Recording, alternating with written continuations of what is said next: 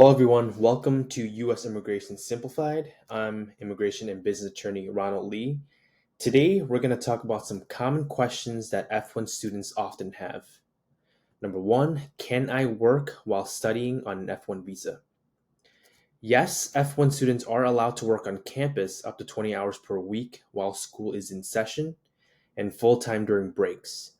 Off-campus work is only permitted in specific situations such as optional practical training, OPT, or curricular practical training, CPT, and requires authorization.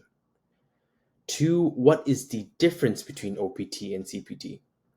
CPT is work authorized for jobs that are part of your curriculum, like internships or co-ops, and must be done before graduation.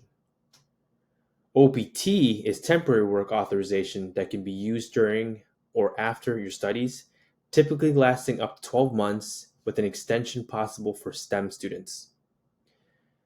Three, how long can I stay in the US after my program ends? After completing your program, you have a 60-day grace period to prepare for departure from the US, apply for OPT, transfer to another institution, or change your immigration status. Can I travel outside the US on an F-1 visa? F-1 students can travel abroad and re-enter the US, but you must have a valid F-1 visa, an I-120 signed for travel by your designated school official, your DSO, and meet other entry requirements. It's essential to check requirements for re-entry to avoid complications. Can I change my major or school on an F-1 visa? You can change your major or transfer schools, however, you must inform your DSO and update your Form I-20.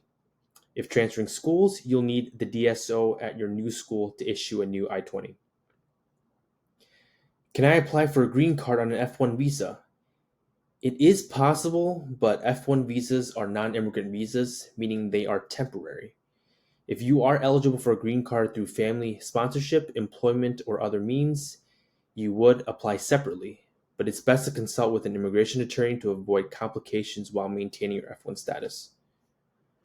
What should I do if I'm struggling academically? It's important to maintain full-time student status, but if you are facing challenges, speak with your DSO.